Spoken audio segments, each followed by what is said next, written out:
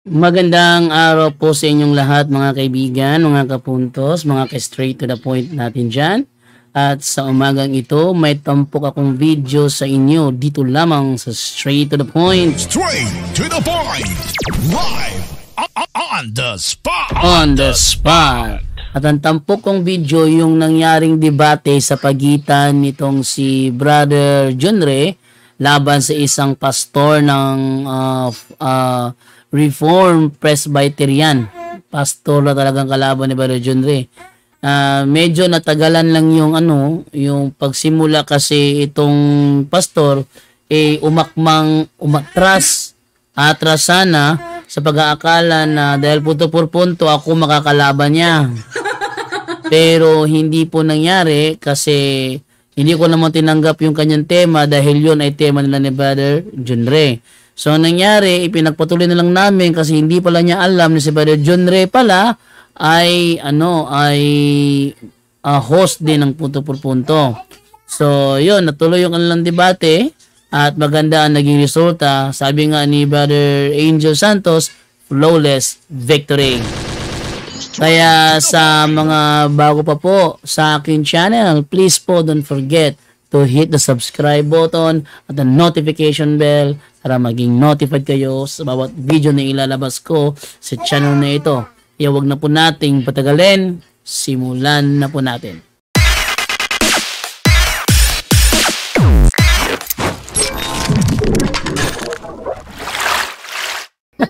Ayan. Ayan pala. Okay. Rinig mo ba ako, Pastor? Pastor Arnel, marinig mo ako, bro? Para... Yes, naririnig. Clear yung boses mo, bro. Clear. Okay, salamat po, Pastor. Sige, Brother Roche, ko na bahala. Hapunan pa ako.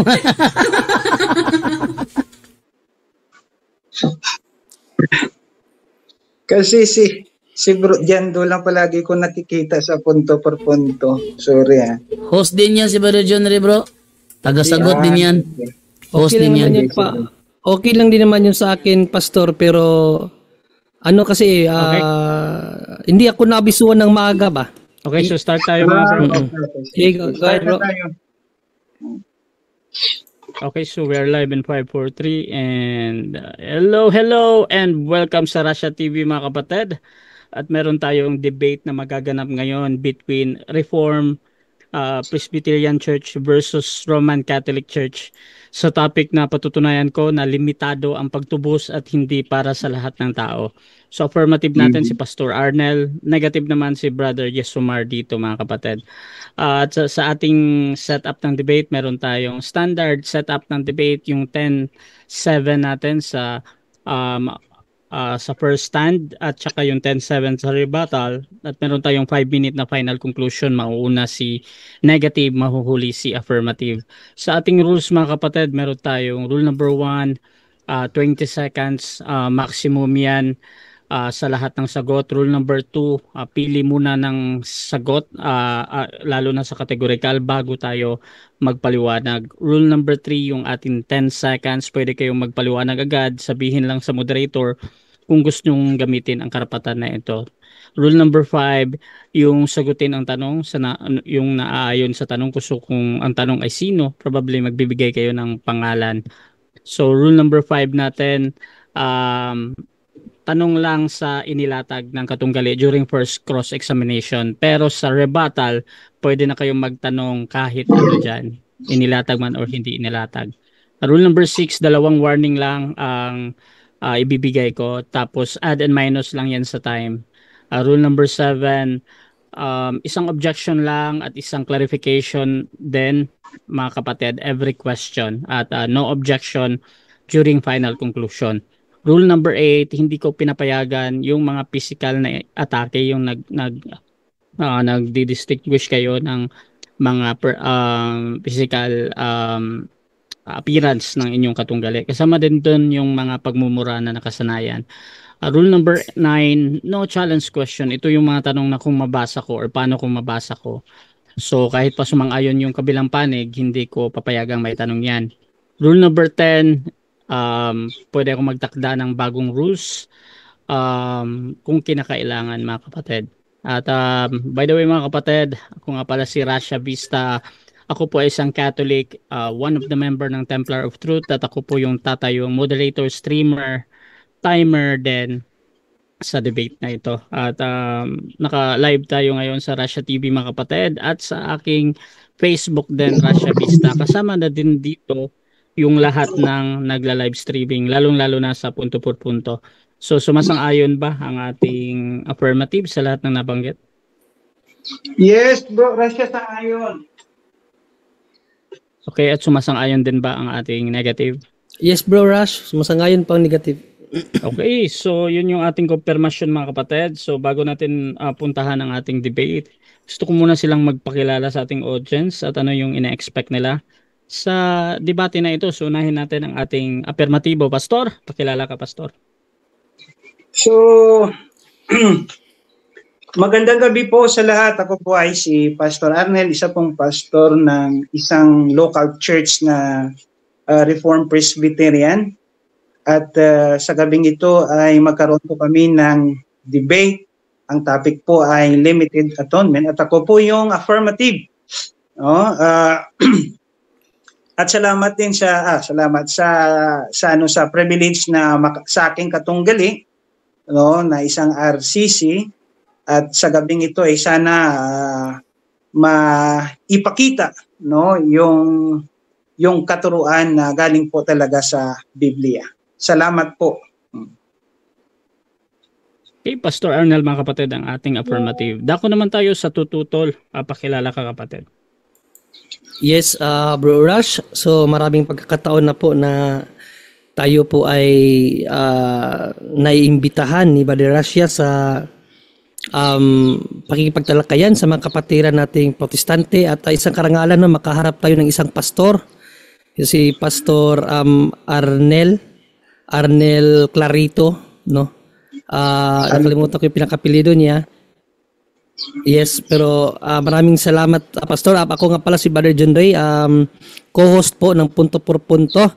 At ayon kay Pastor na sana mailahad kung ano talaga ang tunay na aral ng banal na Biblia. Kasi in Kawikaan 35:6, sabi ng Diyos, huwag dagdagan ang kanyang salita dahil ito ay kasinungalingan. So ang mga dagdag na aral, kasinungalingan po yan at hindi po dapat tanggapin. Yun lang, Brother Russia. Okay mga kapatid, so simulan na natin ang ating debate. At again, ang topic natin ngayon ay patutunayan na limitado ang pagtubos at hindi para sa lahat ng tao. Pastor Arnel, 10 minutes para sa iyo. Your time start now. Okay. Magandang gabi po sa lahat. Sa gabing ito ay patutunayan natin na yung limited atonement ay biblical at tinuturo ito ng Biblia. Sa gabing ito, may 4 na punto ang ating ipapakita para patunayan na yung ating tinitindigang topic ay tinuturo ng Bible. No? So, una, ibigay natin yung definition ng limited atonement. So, limited atonement, the effectual payment of Christ's death was made only for those who had been chosen for salvation before the creation. The elect Jews and elect Gentiles. Now, so, itong 4 na punto sa gabing ito, una, the particularity and efficacy of sacrificial blood, the particularity and efficacy of priestly intercession, and the particularity and efficacy of shepherd self-sacrifice, the particularity and efficacy of bridegroom's sacrificial love. So the particularity and efficacy of sacrificial blood, like the Passover, sacrificial and the sacrifice offered by the high priest of the Day of Atonement, the self-sacrifice of Christ is intended for and unconditionally efficacious for particular people. For example, in Exodus chapter 12, verse 7, 12-13, Exodus chapter 12, verse 7, 12-13, then they shall take some of blood and put it on the doorpost and the lintel of the house in which they ate it. For I will pass through the land of Egypt that night, and I will strike all the firstborn in the land of Egypt, both man and beast, and all gods of Egypt. I will execute judgment. I am the Lord. So the blood shall be sign for you on the houses where you are, and when I see the blood, I will pass over you, and no plague will befall you to destroy you when I strike the land of Egypt. Ayon po sa verse na ito, ipinapakita na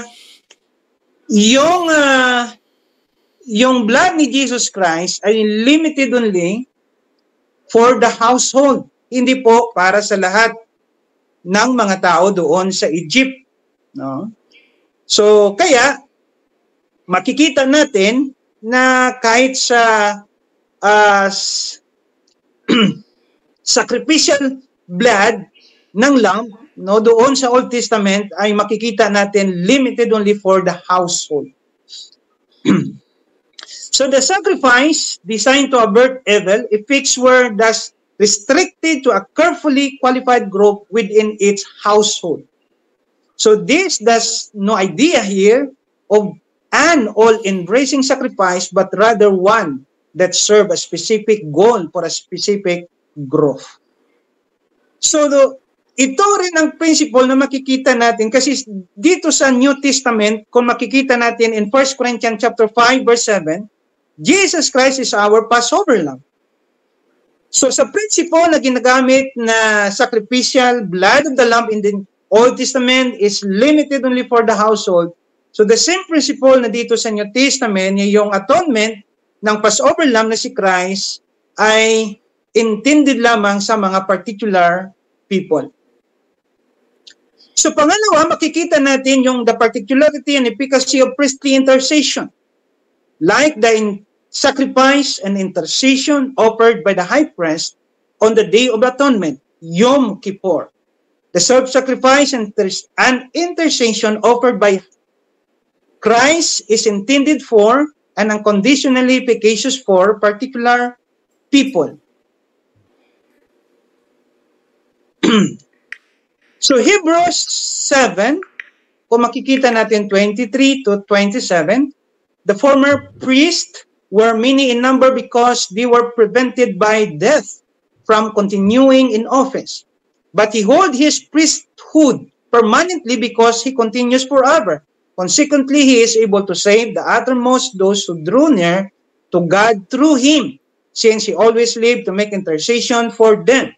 For it was indeed fitting that we should have such a high priest, holy, innocent, unstained, separate from sinner, and exalted above the heaven. He has no need, like those high priests, to offer sacrifice daily, first of his own sin, and then for those of the people, since he did this one, and for all when he offered up himself. In Romans chapter 8, verse 33 and 34, it says, who shall bring any charge against God's elect? It is God who justifies. Who is to condemn? Christ died is the one who died. Christ Jesus is the one who died. More than that, who was raised, who is at the right hand of God, and who ended in interceding for us. So dito sinasabi na kung saan si Kristo ay namatay, ay patuloy pa rin ang kanyang intercession. So in John 17 verse 9, I am praying for them, the disciple. I am not praying for the world, but for those whom you have given me, for they are yours, all mine are yours, and yours are mine, and I am glorified in them. So hindi lang sa mga disciple, kasi pinapatuloy ni Jesus Christ, ang sinasabi niya, no, bilang high priest na kang kanyang intercession na hindi lang sa mga disciple doon sa kanyang harapan, kundi pinapatuloy niya in John 17:20, I do not ask for this only, but also for those who will believe in me through their word. So may mga tao na hindi pa nag-believe sa kay Jesus Christ, but still Christ interceding for them. And very clear in this passage that Christ is not or was not praying for the world.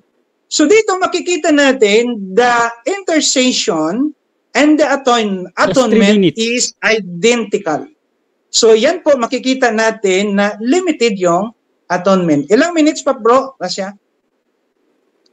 3 minutes. Ilang minutes pa bro? 2 minutes, no? So the third is particularly an efficacy of shepherd self-sacrifice. So makikita natin in John 10, 11, 14, 16.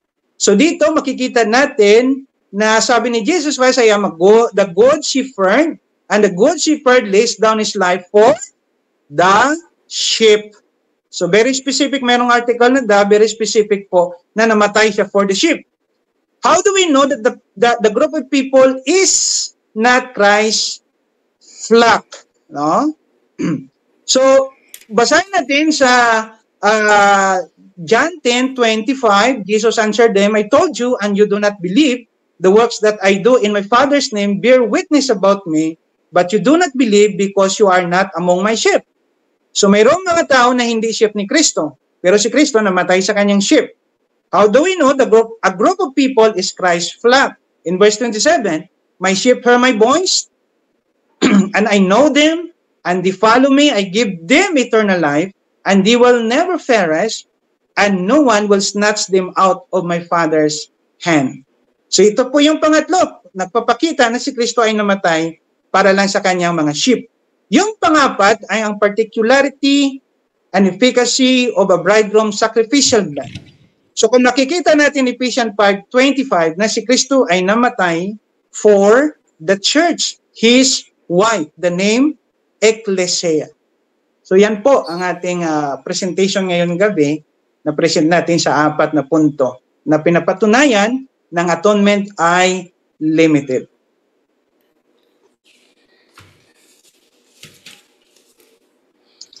Okay. So dyan nagtatapos mga kapatid ang first presentation at dako tayo sa unang pagtatanong. 7 minutes para sa iyo, Brother Yesomar. Your time start now. Yes, Brother Russia, good evening, Pastor Arnel, no? Ariel, no? Pastor Ariel? Arnel. Arnel pa rin, Pastor Arnel. So, ang topic mo, Pastor, is limited only. Yung atonement, ibig sabihin, sino ang hindi kasali dito, Pastor? Yung mga hindi elect na Jews at Gentiles for salvation. Okay, In Romans chapter 8, verse 34, Jesus died for the elect. Okay. Itong aral nyo na ito, Pastor, tinuro ba ito ng mga apostol or ayon lang ito sa interpretasyon nyo sa Biblia? Tinuturo ng mga apostol at nag-quote ako ng mga verses sa Bible at ipinapakita na sa Bible na very specific, Christ died for the sheep, Christ died for His church, Next question. and Christ died for the elect. Next question. Kung tinuro ito, Pastor, kasi in-affirm mo na tinuro, saan natin mababasa na mayroong apostol, ni isang apostol na nagturo about limited atonement? Pakibigay po yung verse. Okay, Romans 8, 33-34, no? Walang verbatim na masasabi Objection, Mr. na Moderator. limited atonement, Time pero stop, ang Mr. sabi Moderator. diyan, Time stop muna. Jesus Time stop Christ muna, Pastor. died for the elect. Time stop muna. Wait lang, Pastor. Yes. Nadidinig ba ako? Ayan. Yes, Objection muna tayo sa negative. Ano yan? Isang objection ko kasi, Pastor, ang malinaw kasi yung tanong ko sa iyo kanina kung itinuro ba ito ng mga apostol na mababasa sa Bible or in-interpret mo lang. Ang sagot mo kasi, affirmatively, o categorically, Bro, sa akin ka yes, Bro Rush, Mr. Moderator, ang tanong ko kasi sa kaganina malinaw kung ito ba ay itinuro ng mga apostol or ayon lang sa kanilang interpretasyon, yung limited atonement. Sabi niya, itinuro talaga at mababasa sa Bible. Kaya tinanong ko kung saan, ibinigay niya Romans 8:33-34. Pero dinugtungan niya na hindi verbatim. Ang tanong ko kasi, yung litra po litra, kasi may categorical kasi yung Mr. Moderator eh. Itinuro ba ng mga apostol yan or ininterpret mo lang? Okay. So, nag-o-object ka dahil sa doon sa paliwanag. Brother Arnel, meron ka bang counter-objection doon bago ako humatol? Sige, may konting objection. Pag sinabing Sige, tinuro, kapag tayo nag-interpret ng Bible, kinukuha natin yung intended intention ng author ng Bible. Okay. So, mayroon kaming hermeneutics na nagpapatunay na ginagamit namin para makita yung intended meaning. Kaya masasabi ko na tinuro, kaya sinabi ko din na hindi siya verbatim. Okay. Pastor, dito sa objection kasi yung sa counter objection lang dun, no? So ganito ang hatol ko mga kapatid, ayon kasi sa tanong anong talata at sa akin naman nagbigay naman ng talata si Pastor Arnel. At kahit pa yung patungkol sa letter for letter or not, yung importante kasi sa akin na tanong lang yung anong talata ba. So nagbigay naman. Kahit pa doon sa pagpapaliwanag ay tutol yung kabilang panig. So tuloy ka lang muna Pastor Arnel doon sa talata. Proceed bro. Pastor. Yes po. Yung Romans chapter 8 ay walang verbatim na nakasulat na limited atonement. Pero yung verse po ay nagpapatunay na si Kristo ay namatay for the elect. So yun po ay magbibigay tayo ng conclusion na kung saan ay tinuturo ni Paul na si Kristo ay namatay sa elect at tinuturo ni John na si Kristo ay namatay sa mga sheep at tinuturo ni Paul na si Kristo ay namatay for his wife, the church. Next question. Okay. Ginamit mo ang Romans 8:33-34. Categorical question, Mr. Moderator. Pastor. Sinabi ba dyan na yung elect lamang, may only elect lamang ang tinubos ng dugo ni Panginoong Kristo? Sinabi yan o hindi sinabi? So, hindi sinabi at walang word na only. Pero kung titingnan natin, he died for the elect. So, ibig sabihin ng, tingnan natin, para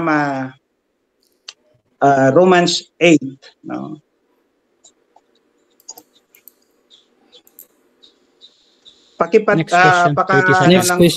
Next question na. Running time yan. Yes. So, may babasahin ako, Pastor, as a premise, Mr. Moderator, babasahin ko muna, tapos tatanungin ko kung kontra ba ito sa tindig niya. Gagamitin ko ang 1 John 2:2 sa NIV version, Mr. Pastor, ito ang nakasulat kasi Pastor who will bring any, sa Romans pala to, dito sa, ito. 1 John 2:2. Ito kasi ang mababasa ng Pastor sa New International Version. He is the atoning sacrifice for our sins and not only for ours, ibig sabihin sa mga elect, yung sinasabi mo sa Romans 8:33-34 na elect, but also for the sins of the whole world. So yan po ang mababasa sa 1 John 1:2. Question ko, Pastor, kontra ba ito sa pahayag mo na only for the elect ang atoning sacrifice? Kontra ba ito o hindi kontra? Hindi siya kontra. Una, dapat alamin natin yung ibig sabihin ng atoning or propitiation. So, ang ibig pong sabihin diyan ay yung galit ng Diyos ay nawala sa kanila, no? So, yan una dapat natin intindihin. Tapos yung world na sinasabi na whole world ay dapat natin intindihin sa context. Next question na po, Pastor. Next question. O ulitin ko yung question ko, Pastor. Sabi mo hindi kontra. Sabi mo kasi only for the church, only for the elect. Ang sabi mo, only for the elect. According sa 1 John 2:2 in New International Version, the atoning sacrifice for our sins, not only for ours, ibig sabihin sa mga elect, hindi lang sa mga elect, but also for the sins of the whole world. Kontra ba ito sa only for the elect mo or hindi kontra, Pastor? Ikalawang pagkakataon. Hindi po kontra, kasi ang word na atoning sa Greek word elastomai, ibig sabihin, the wrath of God is expiate. Ang yung word na world dyan ay makikita natin in literary context sa book of John na pinapatunayan niya in Revelation chapter 5 verse 9 na ang world dyan ay from every tribe, nation, and language. Next question. Yun po. Next question. So, next question, Pastor. So, ipipilit mo pa rin yung hindi mo mababasa na doktrina sa Bible na limited atonement. Samantala, dito sa 1 John 2:2 is hindi siya limited kasi not only for ours, ibig sabihin sa mga elect, but also for the sins of the whole world. Ang question ko, ipipilit mo pa rin yung maling doktrina na yan, Pastor, na baliktad sa aral ni Apostol na Juan.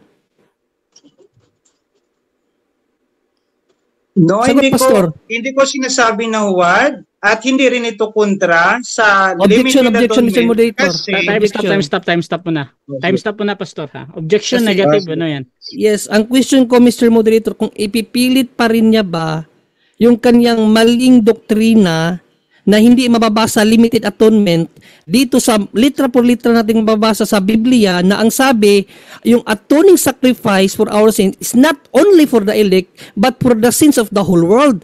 Ang question ko, ipipilit pa rin niya ba yung kanyang maling doktrina na hindi naman mababasa sa Biblia, Mr. Moderator? Okay, inulit mo lang yung tanong mo, bro, no? Objection kasi. Plus doon pa sa meron kang dinidiin sa huli. Pastor, meron ka bang counter objection doon sa objection niya? sagutin ko yung sagot niya. Yung tanong niya. Sige. Okay, so hahatol mo na ako. Doon sa question na ipipilit mo ba, Pastor? That is Yes or a question na nag-a-answer siya ng parang yes or no or ipipilit or hindi. So, Pastor, pakiklaro mo na yung sagot mo. Yes. Anong sagot ni Pastor? Yes. Ipipilit ko yung limited atonement pero hindi ito Yes, maling ipipilit. doktrina. Kasi yung pag-intindi natin sa konteksto, kailangan po natin yung application ng hermeneutics. Kaya sinasabi ko ng word na atoning or proposition ni Lascomay, the wrath of God expiate. So kung nangyari yan sa lahat ng tao, so ang tao hindi na mapupunta sa hell kasi nawala na yung wrath of God. So yung word dyan, sa literary Next question. context, ang ibig sabihin question. ay Revelation chapter 5 verse 9, Next question from na- every next tribe, question na, Pastor. nation, and language. Pastor, next question, Pastor. Ayan. Hello, Pastor. Next question. Medyo mahina ba ako kay Pastor? Hindi, malakas naman, talagang maligalig lang si Pastor. Proceed, proceed lang. Yes, Pastor, kasi sabi mo, ipipilit mo pa rin. So ito yung sunod ko na tanong. Dahil ipipilit mo, ito bang pagsabi ni Apostol Juan dito na not only, ang ibig mo bang sabihin ditong not only is only pa rin sa'yo? Pastor, yun ang tanong ko. Kasi ipipilit mo, yung pagsabi dito na not only for ours, para sa'yo only lang yan.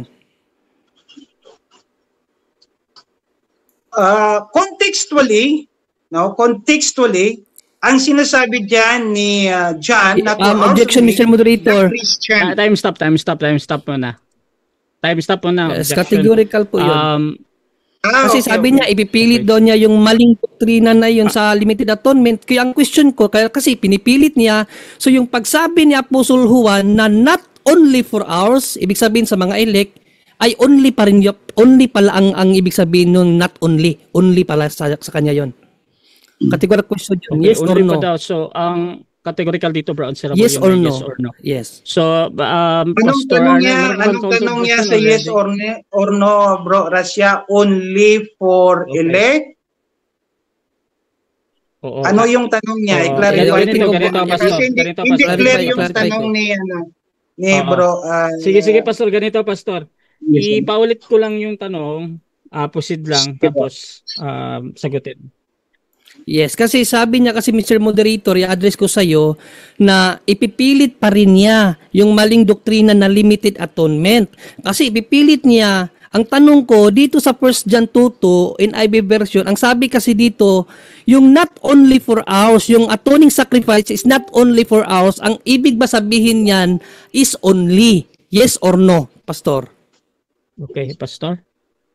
Yes, ang ibig sabihin yan ay not only for hours. Time. Ipipil. Time, Pastor. 7 minutes time. Sige, Okay, so sige. isang segundo lang yun, Pastor. So, dyan nagtatapos Okay. mga kapatid ang ating unang pagtatanong ng ating negative sa affirmative. So, dako tayo sa kaniyang first negative presentation. Brother Jesomar, your time start now. Yes, maraming salamat Mr. Moderator.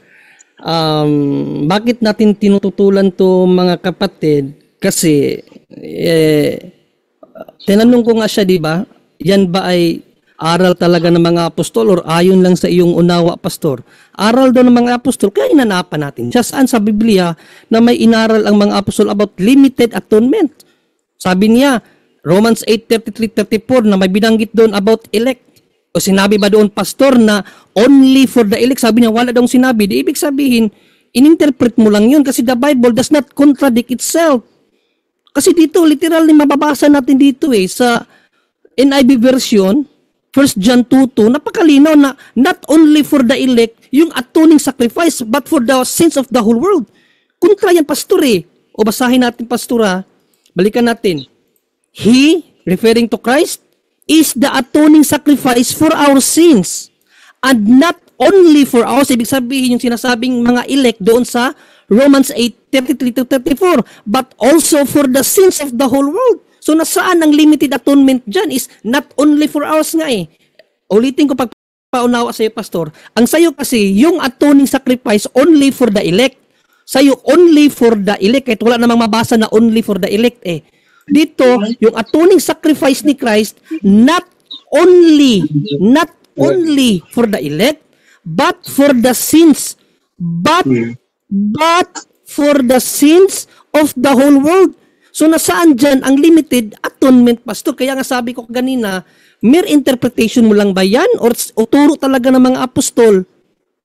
Sabi mo, turo ng mga apostol, ikunta na nga Tapos tanong ko sa'yo, ipipilit mo pa ba yung maling doktrina na yan, pastor, kahit na nabasa mo na sa Biblia, letra por letra, na yung atoning sacrifice, not only for the elect, but for the sins of the whole world, ipipilit mo pa rin.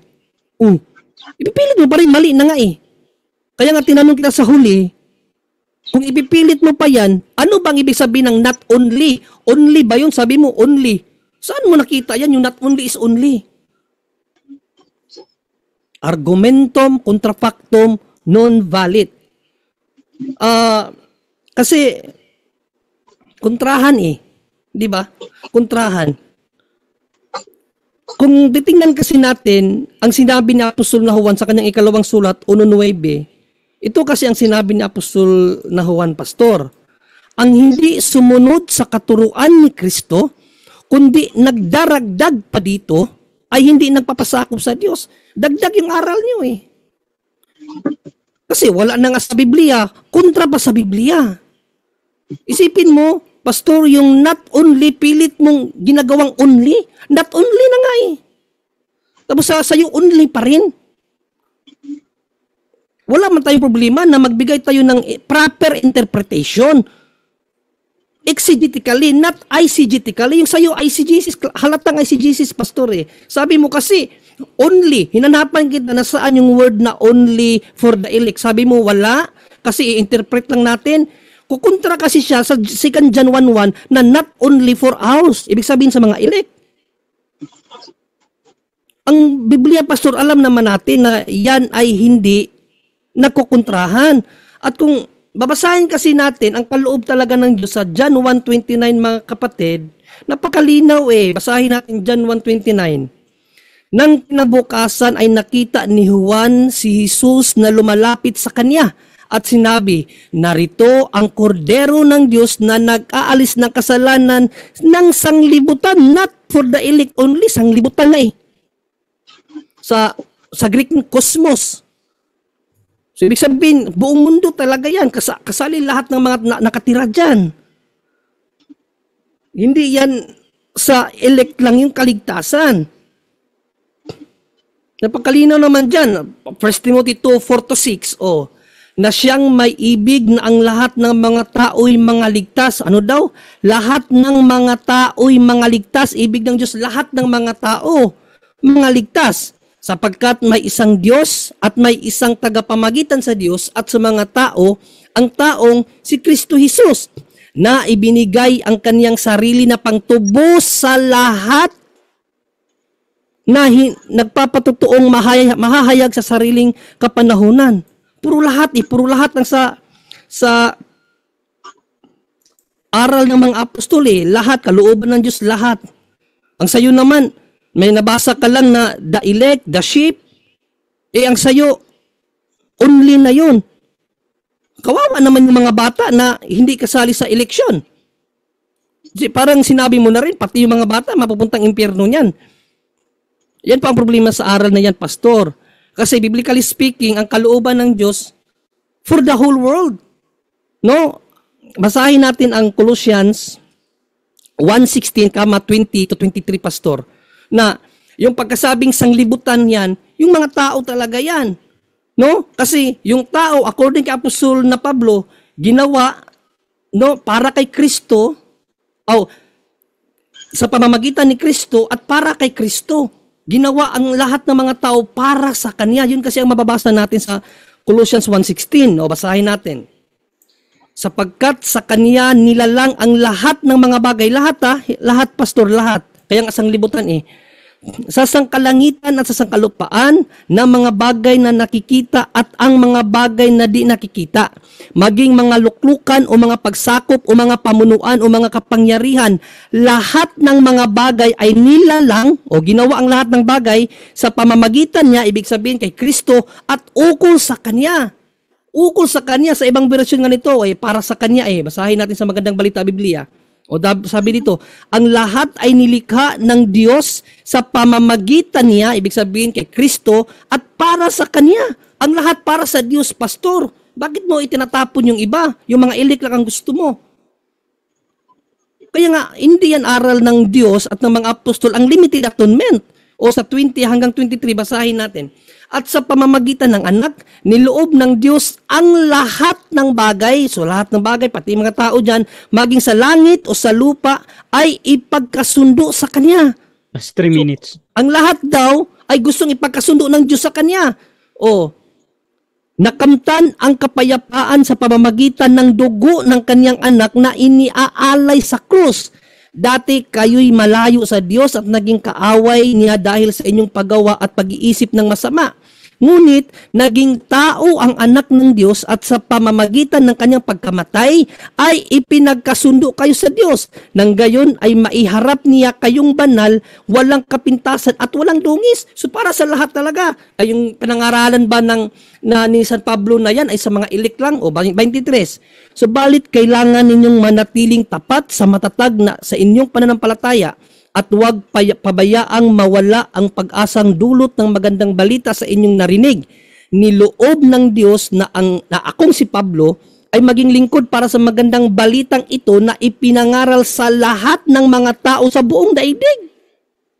Para sa lahat yung ibanghilyo para sa lahat ng mga tao. Kasi yung sinasabi mong sheep na sinasabi mo, yun yung mga nakarinig. Sabi mo, di ba, sa John 10:27, sa John 10:11, the sheep. Sabi mo, may definite article na the sheep. Sa John 10:27, yung sheep, yun yung mga nakarinig. Isabi dito ni San Pablo, ang pag-asang dulot ng magandang balita na inyong narinig. So yung inyong narinig doon ay para yun sa lahat ng mga tao na ipinangaral sa lahat ng tao sa buong daigdig.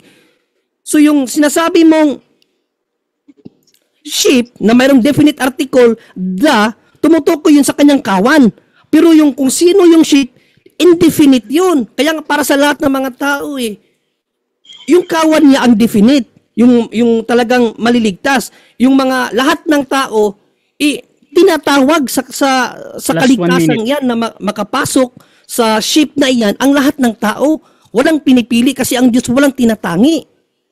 Kaya unlimited or walang limitasyon ang pagtubos ng ating Panginoong Jesucristo, hindi lang para sa elect, kundi para sa kasalanan din ng buong mundo.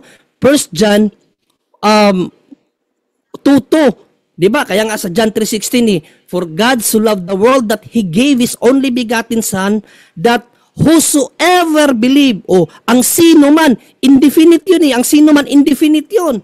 Ibig sabihin, walang hangi ang Diyos. Kaya ang sino mang manampalataya ay magkakaroon ng buhay na walang hanggan. So ang kaligtasan para sa lahat, hindi para sa mga ilik lang. At malinaw yan mga kapatid, First John 2:2, basahin natin muli. Kasi ito talaga, wala na yung aral nila tibag dito. He is the atoning sacrifice for our sin and not only for ours but also for the sins of the whole world. Maraming salamat, Mr. Okay, Moderator. so dyan nagtatapos mga kapatid ang ating negative first statement at dako tayo sa unang pagtatanong ng ating affirmative pastor. Your time start now, Yes. 7 minutes. Thank you. Magandang gabi, bro. Sino? Ye Somar. Yes po, Pastor. Actually, Talaga- Pastor, Brother John Ray talaga yung pangalan ko. Yung Isumar, screen name ko yun sa Facebook, pangalan yun ng anak ko. Brother John Ray. Okay. Sige, magandang gabi, bro, Brother John Ray. Palagi mo, bro, ginagamit yung 1 John chapter 2 verse 2. Basahin ko muli sa New International Version.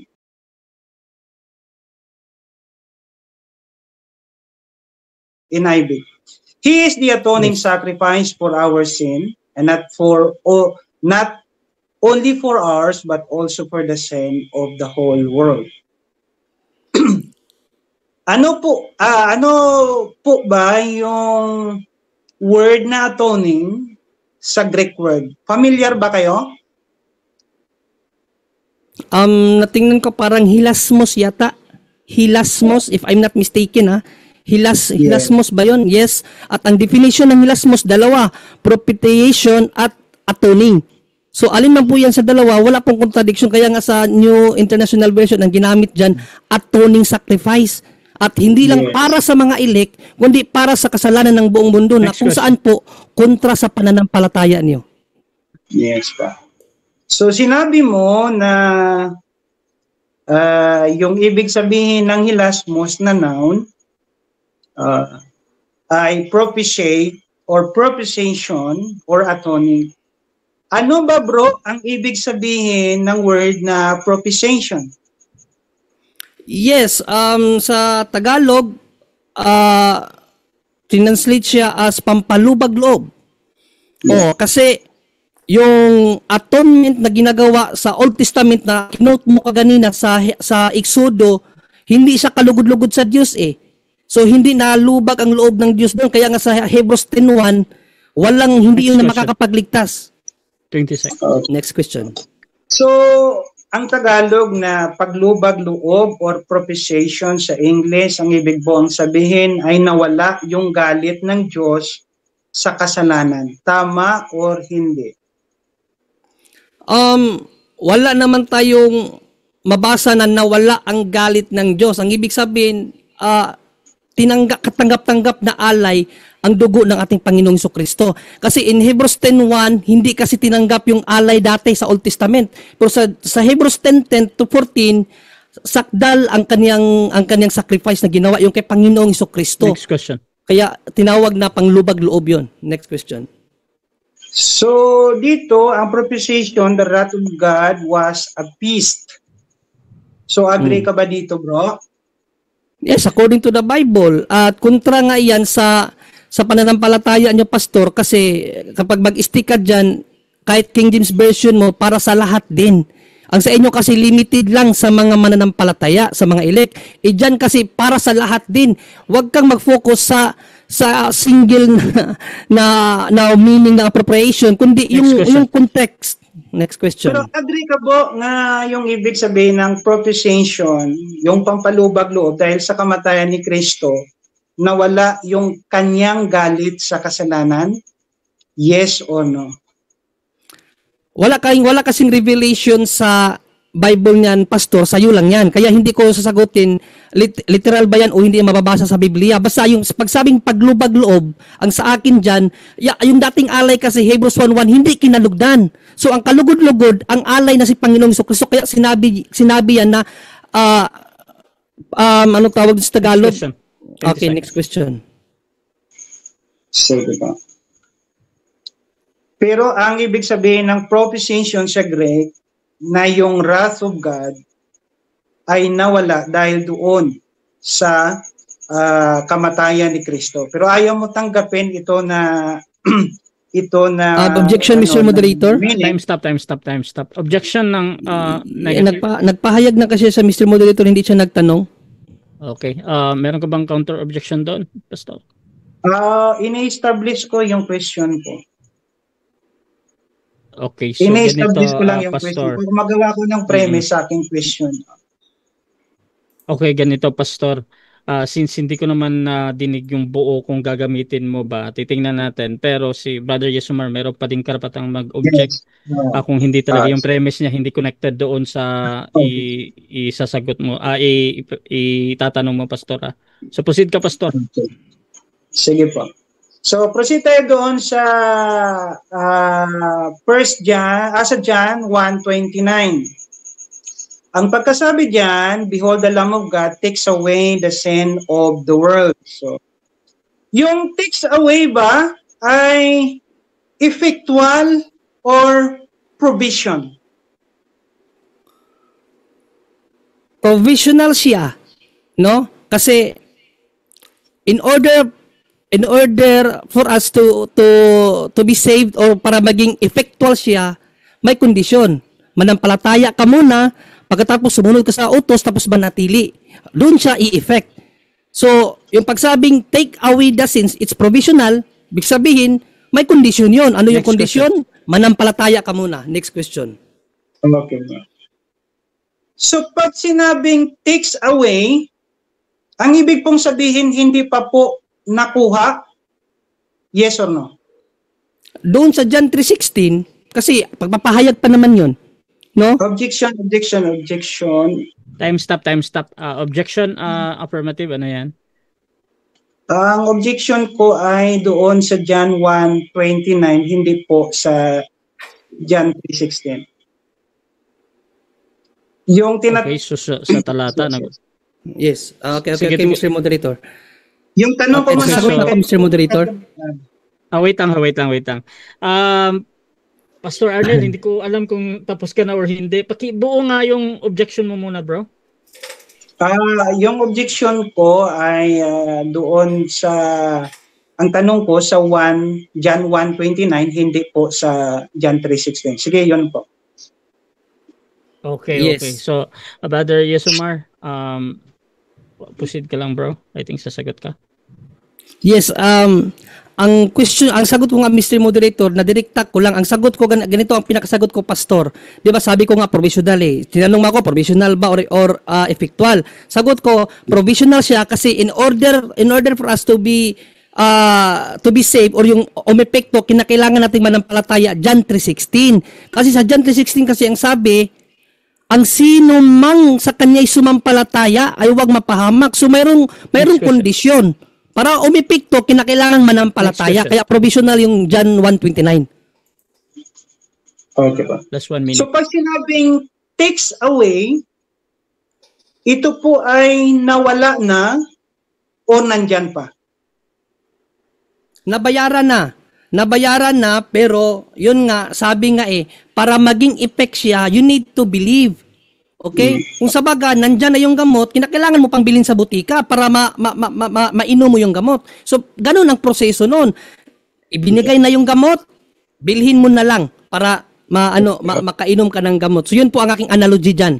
Para madali mo siyang maunawaan, Pastor. Next question. Can you give the explanation or definition ng justification by blood at justification by faith? Mr. Moderator, hindi kasi yun ang aming topic. Ang topic is limited atonement, not justification by blood or justification by faith. Kaya, okay, so parang out of topic ito. Yes. Pastor Arnel, meron ko ba read hearing for me po yun, Mr. Moderator, read hearing. Okay. Kasi may objection din ako. Kasi yung justification by blood, atonement yan. So yung sagot na para maging effectual yung atonement sa John 1:29, ang sagot niya is justification by faith. So kaya tinatanong ko ano yung definition ng justification by blood at saka justification by faith. Pero po hindi niya sagot, okay na sa akin. Okay, so ganito.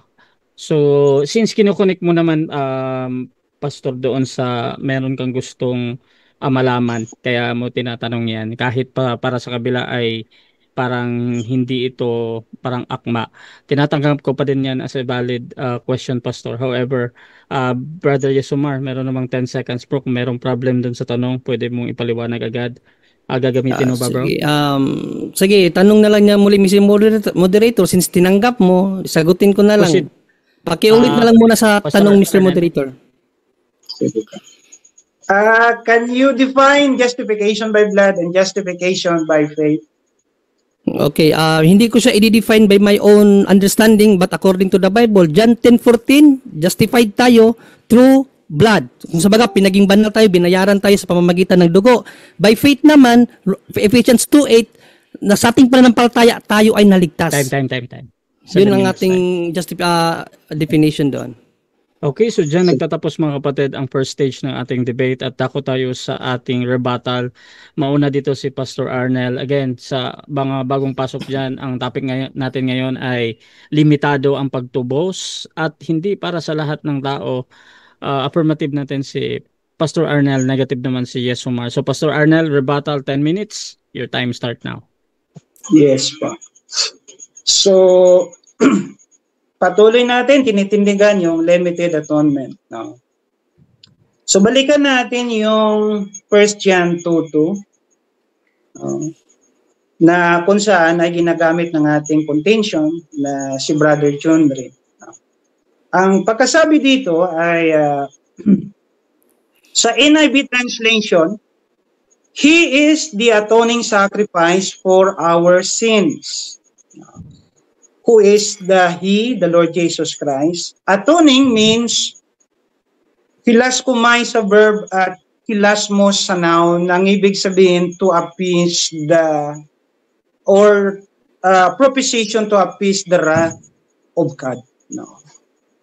Nawala yung galit ng Diyos. So kung ito ay mangyayari sa lahat ng tao, na mawala yung galit ng Diyos, so, ibig sabihin, hindi nagalit ang Diyos sa lahat ng tao kasi nawala sa lahat ng tao ang galit ng Diyos. No? At ang world dito ay, ang world na cosmos ay ini-interpret yan according sa context.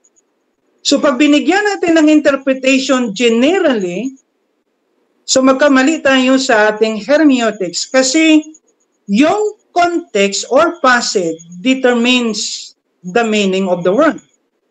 And in the immediate context, define the meaning of the word.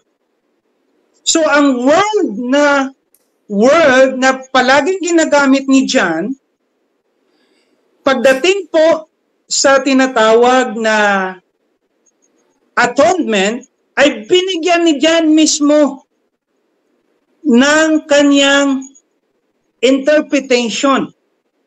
Dito po sa Revelation chapter 5, verse 9. So ang pagkasabi dito, and they sang a new song saying, Worthy are you to take the scroll and to open its seals. For you were slain, and by your blood you ransomed people for God from every tribe and language and people and nation. So ito po, sila po pala, ang ibig sabihin ng world na sinasabi ni John ay from every tribe, language, and people, and nation. So yun po. So dito, kung babasahin natin yung verse sa John, parang makikita natin na si Kristo ay namatay para sa lahat ng mga tao kasi ang ibinigay dito whole world. Pero contextually, hindi ito ini-isolate yung word, ang word na world, doon sa word na propitiation. Dapat mayroon silang consistency. No? Pero dahil yung propitiation ay hindi po mangyari sa lahat ng tao, kaya yung word dyan ay binigyan rin ni John sa kanyang literary context nang ibig sabihin from every tribe and every nation. So yun po ang makikita natin, no? Diyan po sa sa verse na yan. So pangalawa, ginamit ni Brother John Ray yung 1 Timothy, no? Chapter 2, verse 4. Babasahin ko lang. Who desire all men to be saved and to come to the knowledge of the truth. So dito makikita natin na dapat wag natin i-isolate yung word na all sa lahat ng mga words sa konteksto, no? So dito, kung desire ng Diyos lahat ng tao maligtas, no? So dapat ang lahat ng tao ay magkaroon ng knowledge of truth. So bakit po sa Matthew 13 verse 11 sinabi ng scripture, blessed are basahin ko muna, no? Hindi ko memorize, pero ang sinasabi diyan ay sa mga Pharisee, basahin ko para clear para sa tagapakinig. So Matthew 13 verse 11. So dito makikita natin. And he answered them, to you it has been given to know the secret of the kingdom of heaven, but to them it has not been given. So kung design ng Diyos, lahat ng tao maligtas, so dapat lahat ng tao alam ang truth. Pero dito, bakit hindi ibinigay sa kanila? Intentionally, hindi binigay ng Diyos.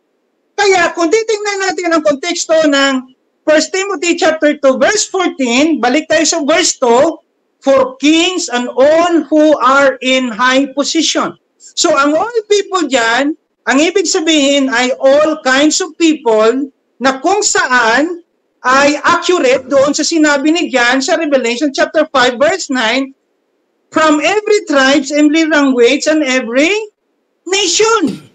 At sinusuport pa yan ni Paul sa may verse 5.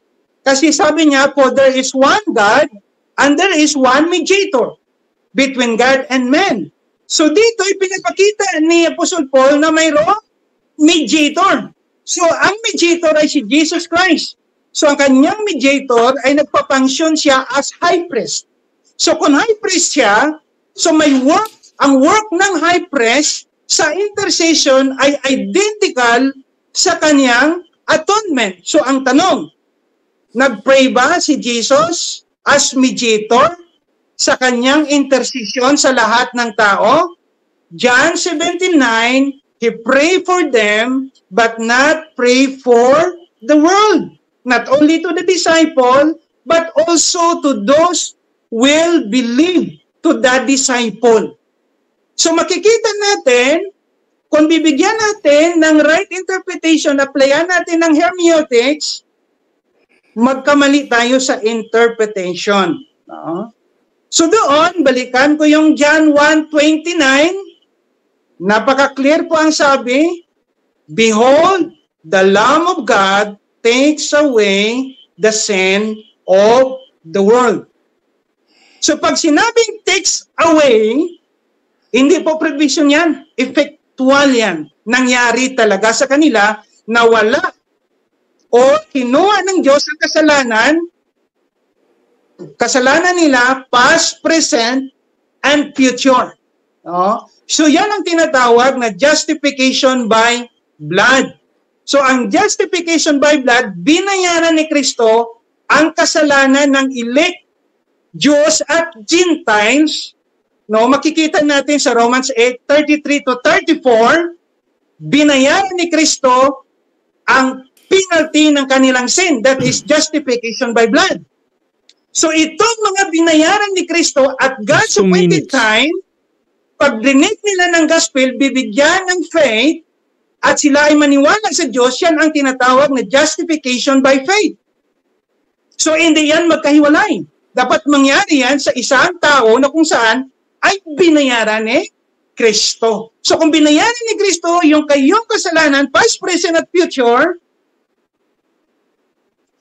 ano ang reason ng Diyos na yung tao ay pupunta sa impyerno kung binayaran niya yung kasalanan, past, present, at future, at nangyari sa iyo ang tinatawag na propitiation na wala yung galit. So dito makikita natin according po, no, sa ating right interpretation na isa-isa natin yung mga verses, binigyan natin ng meaning ang etymology at binigyan din natin ng history at cultural yung interpretation natin at ginara natin sa konteksto. Tama po ang limited atonement. So yan lang po yung aking rebuttal, bro, Rasya. Oh. I-wave ko na yung time. Okay, so dyan nagtatapos ang rebuttal ng ating affirmative. Dako tayo sa 7 minutes sa second cross ng ating negative. Brother Yesomar ng Roman Catholic Church, your time start now. Yes, maraming salamat Mr. Moderator. So dito ako sa huli mong sinabi mo na pastor, no, na yung John 1:29 is effectual. Sabi mo. Pag sinabi mong effectual, wala nang gagawin, save na agad. Sagot? Thank you. Bro, pakilakas yung Time boses stop mo muna. kasi medyo maulan sa amin. Ayun lang. Wala ka bang ano dyan, pastor? Paki-ano mo na, Mr. Moderator, yung yung time. Sinabi ko na sayang. time stop. Pwede kang mag-ano, pastor, pwede kang mag-headset para siguradong hindi masayang yung oras. Baka akong puro headset, bro. puro ganyan Sorry, ang bro, mangyari wala sa... akong headset. Wala kang headset? Wala. Okay. Sige. Ulitin ko na lang, Mr. Naka-time stop mo na. Wag mo munang time stop mo muna. Kasi yung Sige. huli mong sinabi ngayon, pastor, Bibigyan kita presko ng pa sa time. laway mo. Yes, sabi mo kasi effectual yung John 1:29. Narinig mo, pastor? Yes. Kung effectual ang John 1:29, ibig sabihin agad-agad ito nangyari. So question ko sa iyo, dahil effectual ito, wala na bang dapat gawin para maligtas? Oo o hindi? Yes or no? Okay.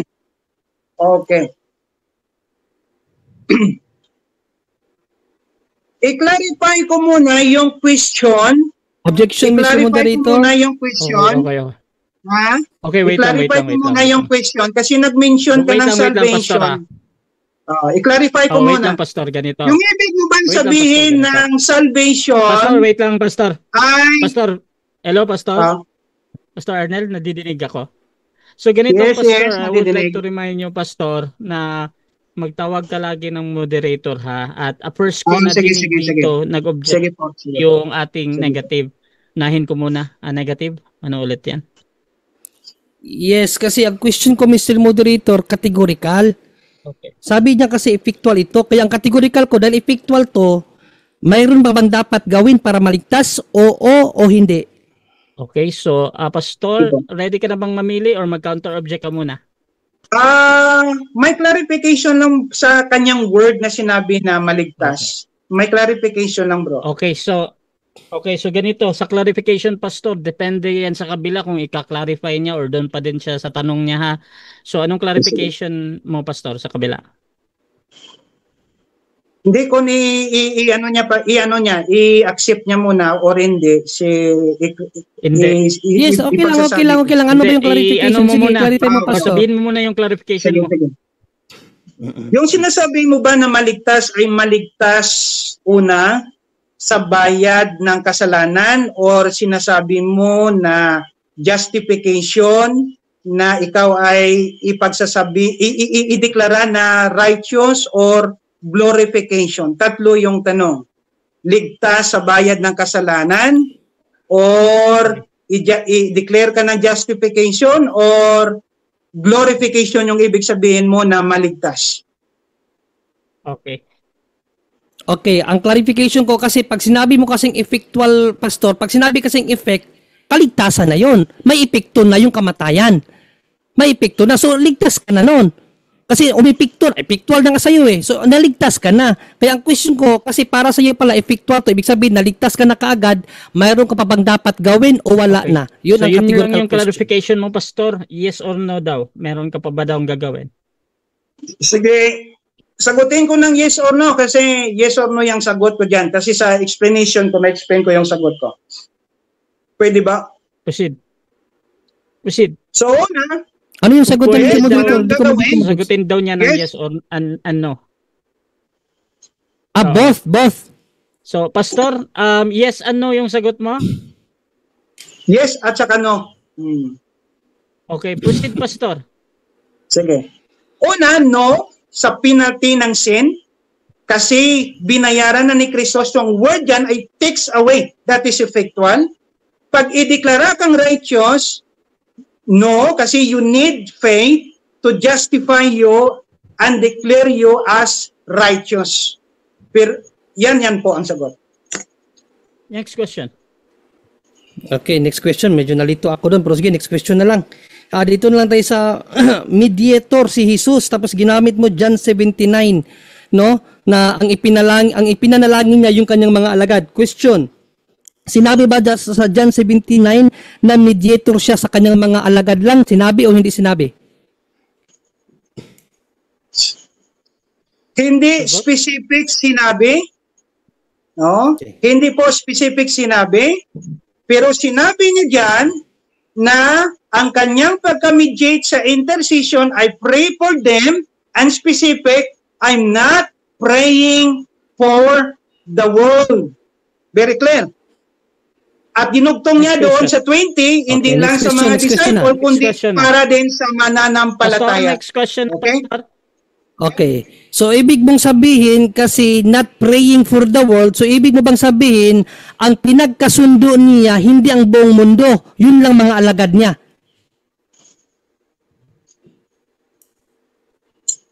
Hindi ang buong mundo, kundi yon lang kanyang mga alagad at yung mga tao na maniniwala sa kanya, continual yan sa verse 20.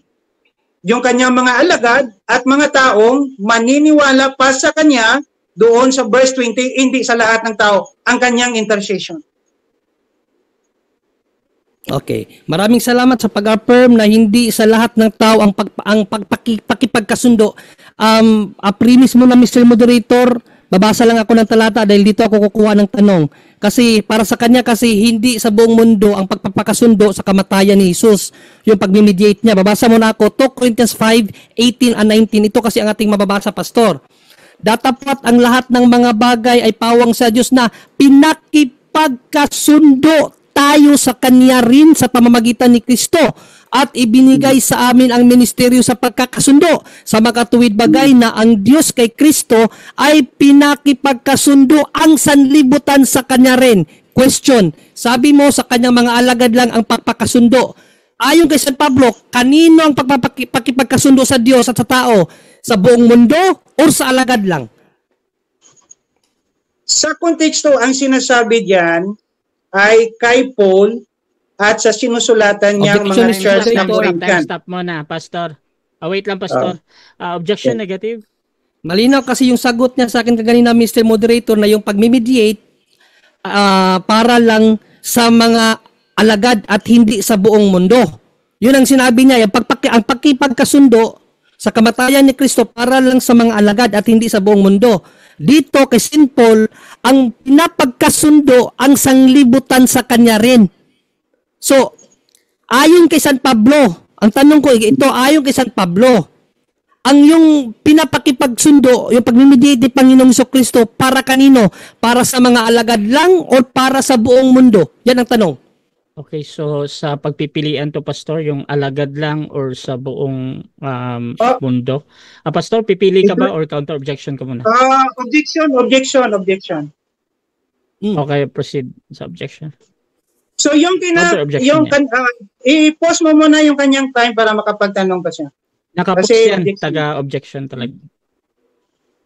Ang sinasabi ko doon sa may 79, doon niya kinuha yung continual question niya.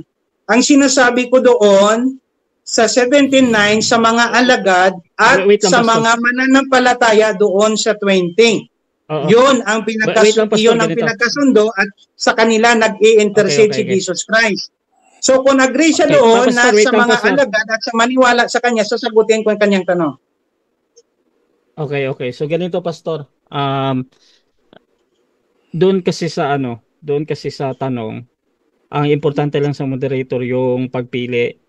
Pero kung hindi ka makapili dahil meron kang yung condition na binabanggit mo, pwede kang paliwanag agad ng 10 seconds or sabihin mo lang next question. So, pipili ka ba, Pastor, or mag-explain ka agad? 10 seconds.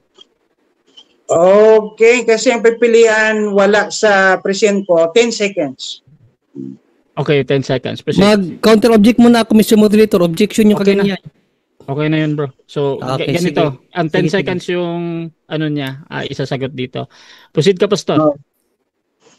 So, sinabi niyang reconciliation ay sa may Corinthians. No, the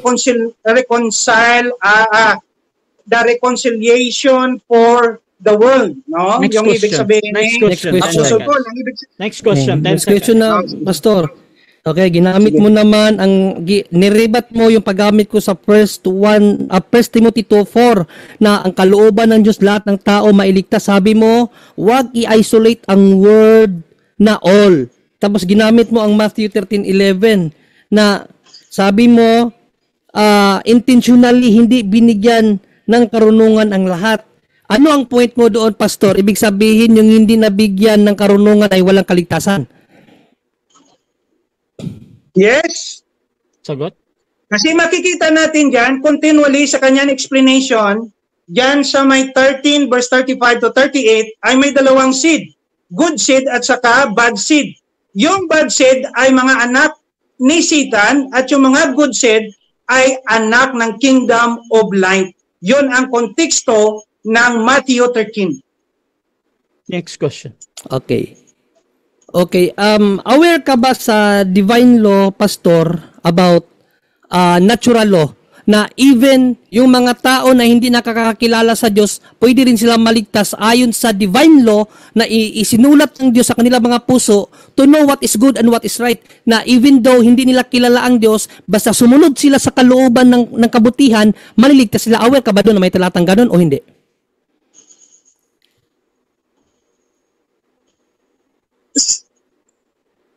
Sa pagsunod ng law ay para sa akin hindi maliligtas yung tao. Objection, Mr. Moderator. Time stop. Okay, objection, proceed. Yes, kasi ang question ko is about aware ba siya? Kasi sa kanya ang hindi nabigyan ng karunungan o ibig sabihin hindi nabigyan ng knowledge about God, hindi nabigyan ng halimbawa yung mga bata, yung mga tribo na hindi nakarinig sa ebanghelyo, ibig sabihin wala nang kaligtasan yun kasi wala silang karunungan about God eh. So ang question ko, aware ka ba na sa mga tao na hindi naabutan ng ebanghelyo ay mayroong tinatawag na law of nature na isinulat ang Diyos sa kanilang puso to know what is good and what is right, na kung susundin nila ang mabuti, mayroon silang kaligtasan. Yes or no? Aware ka o hindi ka aware? So, ganito, ang pagpipilian dito yung aware ka ba or hindi aware. Pastor Arnel, mamimili ka ba or mag-counter object ka muna? Para Okay, sa iyo ba bro, kapatid. ay pasok pa yan ba sa limited atonement sa aming topic or Pasok yan. Okay, so wait lang sa akin to. So clarification yan, galing kay Pastor. Sa akin, Pastor, Yes, clarification. Ginagamit kasi ito ni Yesumar sa kanyang pag-negate at dito sa sa topic. So tinatanggap ko to as pasok sa pinag-uusapan. So Pastor, pipili ka ba or magpapaliwanag ka agad? sige, 10 seconds bro. Proceed. So para sa Proceed, akin Pastor. yung Time ano, yung good works ay hindi makapagliligtas sa tao kasi yung Next question. standard Next question, ng Diyos, 10 seconds. Next question, James please. 2:10 ay Okay, next 100%. question. Okay, umabot ka sa good works. Sabi mo hindi makakapagligtas. Alam mo ba, Pastor, biblically speaking, ang good works makakapagligtas? Alam mo, hindi mo alam. Hindi makapagliligtas kasi kung Objection, makapagliligtas Mr. yung good Moderator. works ay hindi na Time stop muna, Pastor. Pastor, wait lang. Wait lang, Pastor. Objection to sa kabilang panig. Yes, categorical Yusmar, question. Categorical question yon. Kasi umabot siya sa good works sa kanya daw. Hindi naman yun ang tanong. Pero ang sabi niya, ang good works hindi makakapagligtas. Yan ang lumabas sa bibig niya eh. Ang question ko sa iyo, alam mo ba na sa Biblia, makakapagligtas ang good works? Alam mo o hindi mo alam? Okay, so alam mo or hindi mo alam yung pagpipilan dito, Pastor. Pipili ka ba, Pastor, or magka-counter-object ka muna? Sasagutin ko ng 10 seconds. Okay, so 10 seconds ito. Again, proceed, Pastor. So, hindi makapagliligtas yung good works kasi yung standard ng Diyos na good works ay 100%. Next Yan question. po. Nag-10 seconds ka pero sumagot ka pa rin ng categorical. Hindi makakapagligtas. Paano kung, hindi pala pwede yung kung mabasa Master Moderator, no? Bawal yon. Oo. Okay. Basahin ko na lang as a premise, Mr. Moderator, at itanong ko sa kanya, kasi sa kanya hindi makakapagligtas. Umabot na tayo sa good works nito eh, kasi yan kasi ang sinabi mo. So, para lang makontra yung mga mali mong unawa, basahin ko na lang muna as a premise kung hindi ba makakapagligtas ang mabubuting gawa. Basahin ko lang 1 Timothy 6:18-19. Ito kasi ang mababasa natin. Na sila'y magsigawa ng mabuti, na sila'y magsiyaman sa mabuting gawa, na sila'y maging handa sa pamimigay, maibigin sa pamamahagi, na mangagtipon sa kanilang sarili ng isang mabuting kinasasaligan para sa panahong darating upang sila'y makapanangan sa buhay na tunay. Time na. 7 Maraming minutes. salamat. Okay, so dyan nagtatapos mga Mr. Moderator, ano lang muna Mr. Moderator, clarification, pati ba yung premise naka-running time Yes, siya? bro. Yes, bro. Okay. Maraming salamat Mr. Moderator. Okay, so dyan nagtatapos mga kapatid ang ating second cross ng ating negative sa affirmative. Dako tayo sa ating rebuttal ng negative. Brother Yesomar, your time start now. Yes, maraming salamat. Sorry, Pastor, no, na lalo mong binaon ang sarili mo sa debating ito. Kasi sabi mo, effectual yun. Tinanong kita kung effectual yun, ibig sabihin wala na silang dapat gawin. Sabi mo, umabot ka sa justification or effect na ngayon ang effectiveness of Jesus dying on the cross is yung kaligtasan. Yun naman ang pinakasinto dito, kaligtasan 'Di ba? Tapos sa'yo, effective na. So, kung effective na yun, Pastor, mayroon ba bang gawin? Hindi mo masagot Kasi John 3:16 napakalinaw, mayroon pang dapat gawin. O basahin natin ang John 3:16. Ano yun? Pagkamatay, ang lahat ng tao, sitting pretty na lang, wala nang gagawin. Kasi effective na. Kaya nga, provisional yun. Tayong mga tao, may dapat pa tayong gawin para sa kaligtasan na iyon. O John 3:16, basahin natin ano ang wika ng Panginoong Jesucristo dito. Sapagkat gayon na lamang ang pagsinta ng Diyos sa sanglibutan, na ibinigay niya ang kanyang bugtong na anak upang ang sinumang, may definite article that whosoever, ang sinumang sa kanya'y sumampalataya ay huwag mapahamak, kundi magkaroon ng buhay na walang hanggan. Bakit ka pa mananampalataya kung effective na yun? Ano ka ba, Pastor? Kaya nga, ginamit ko sa iyo yung Ephesians 2:8-9 Sa Ephesians 2:8-9, napakalinaw doon. By grace, you are saved through faith and not by your works. By grace, you are saved through faith. So may pananampalataya pang gawin. Kaya nga, provisional yun. At para maging effective yun, you need to, sabi ko nga sa iyo kanina sa sagot ko, to have faith, and then to do His will, and then manatili. Yan ang mga mensahe ng Panginoong Jesucristo para sa kaligtasan talaga. At tinanong kita sa mediator, kasi parang inano mo yung yung paliwanag ko ganina kinontra mo yung 1 Timothy 2:4 na ang gusto ng Diyos lahat ng tao ay maligtas, lahat ng tao So sabi mo, wag i-isolate yung word na all. Gumamit ka ng 13:11 ng Matthew na intentionally hindi binigyan ng karunungan. So tingnan nga kita, ibig mo sabihin yung mga hindi nabigyan ng karunungan, yung mga halimbawa, yung mga batang namatay, walang karunungan yan about sa Diyos. Yung yung mga ano, halimbawa itong mga tribo na hindi nakarinig sa salita ng Diyos, wala silang karunungan about God, hindi na sila maliligtas para sa iyo. Sabi mo, yes, kasi wala nga silang karunungan para sa iyo, wala nang kaligtasan yun eh.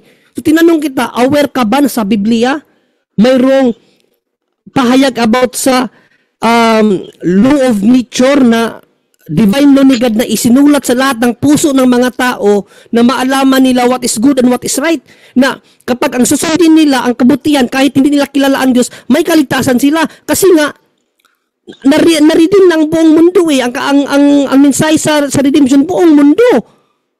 Natubos ng ang buong mundo, kaya nga hindi limited. Tapos sabi mo kanina, kasali pa ba yan sa topic? Kasali yun kasi sa'yo limited lang. Hindi kasali sa'yo, hindi kasali sa kaligtasan yung walang karunungan. Hindi kasali sa'yo yung mga batang namatay. Walang kaligtasan yun. Against yun sa Bible eh. Tapos sa mediator, napakalinaw sa sinabi mo, pahayag mo kanina, na ang nag-mediate lang ang Panginoong Jesucristo sa kanyang mga alagad kasi ininterpret mo ang 17:9 ng John na nanalangin si Jesus sa kanyang mga alagad, kaya para sa iyo hindi nag-mediate si Panginoong Jesucristo sa buong mundo. Yun ang sa iyo, kaya nga binasa natin ang 2 Corinthians 5:18-19 kung tama ba yung interpretation mo.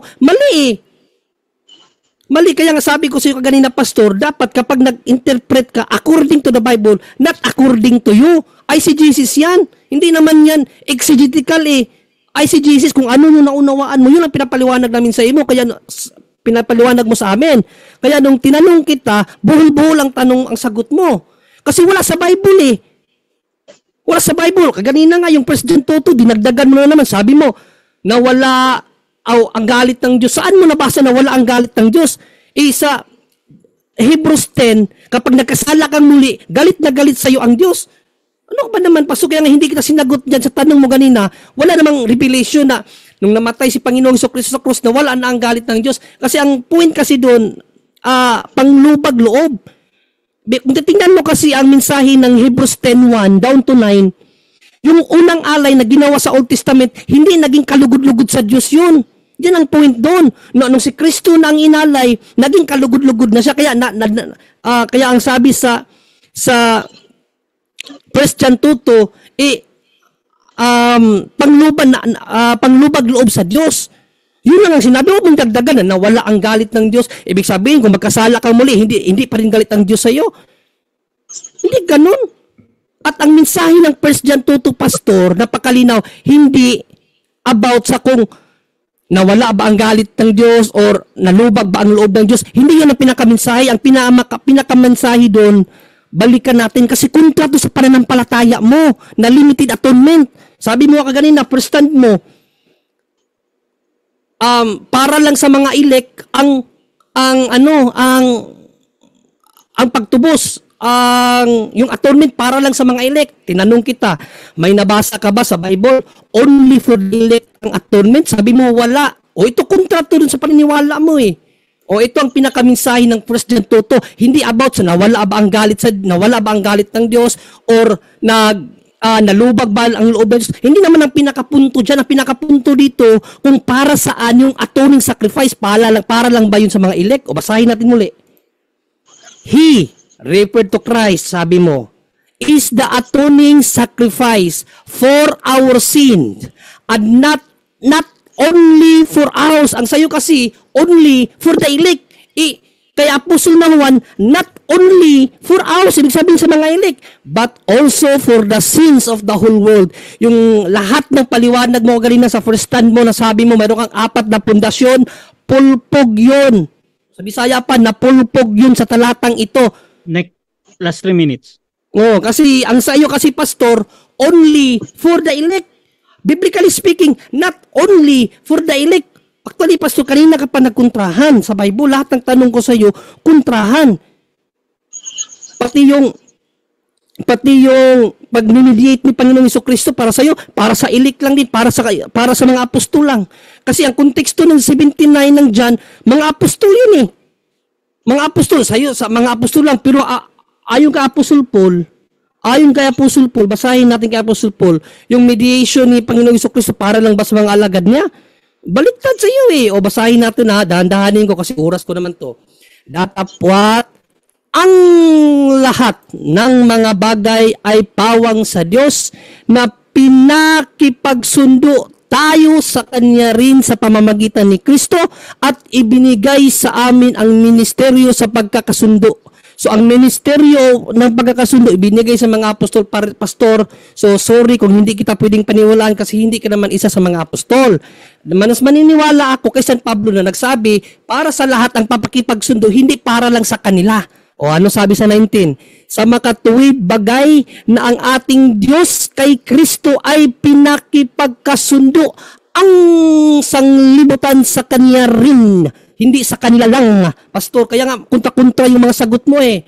Ay hindi ibinilang sa kanila ang kanilang mga kasalanan at pinagkatiwala sa amin ang salita ng pakipagsundo. Hindi sa iyo, Pastor. Sorry to tell, kontrahan ka kanina pa.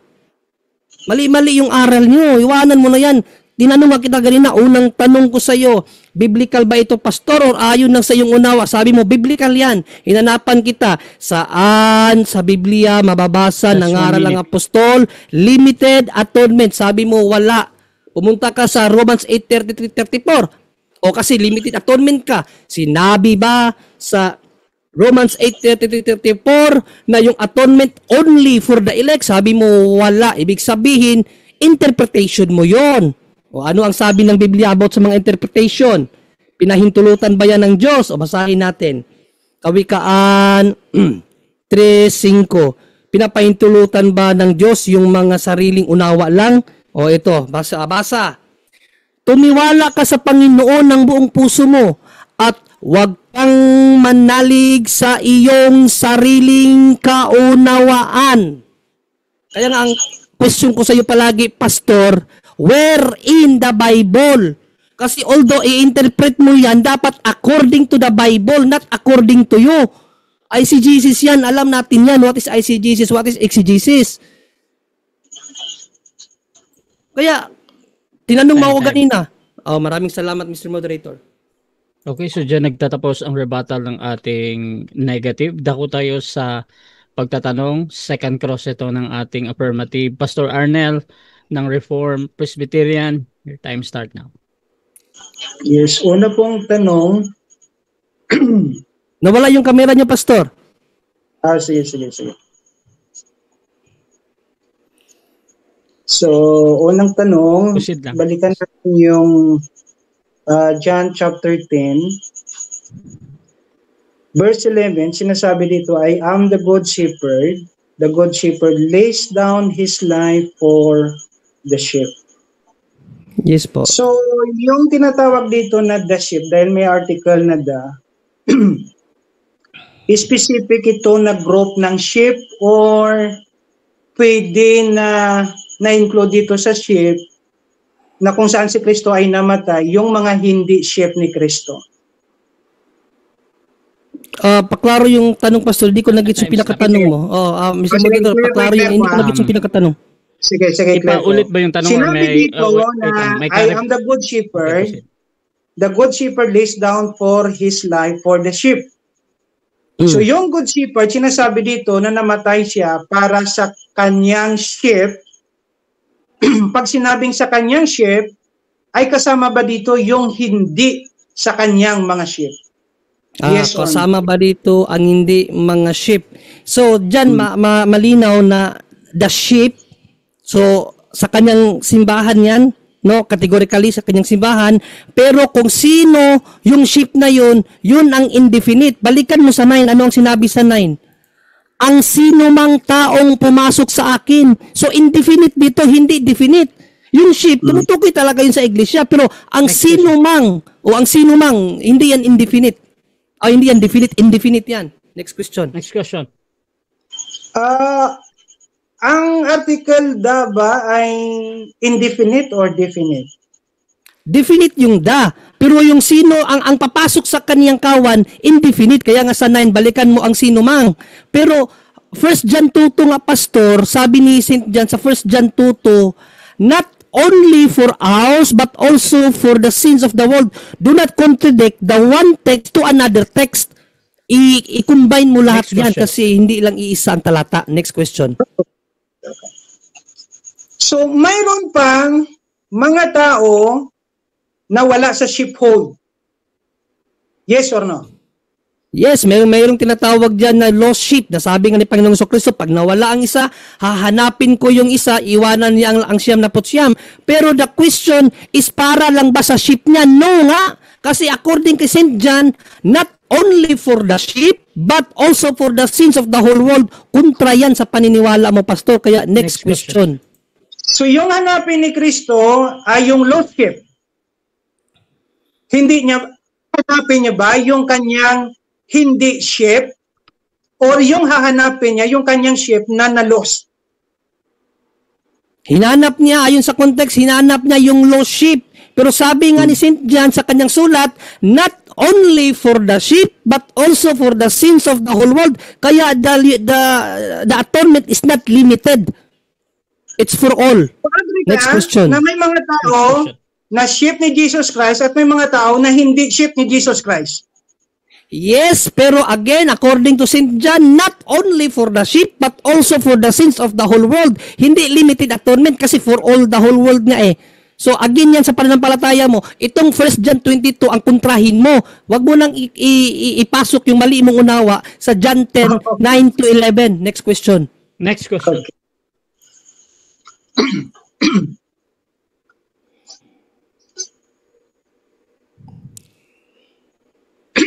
So dito tayo sa 2 Corinthians chapter 5 verse 19. Sabi dito,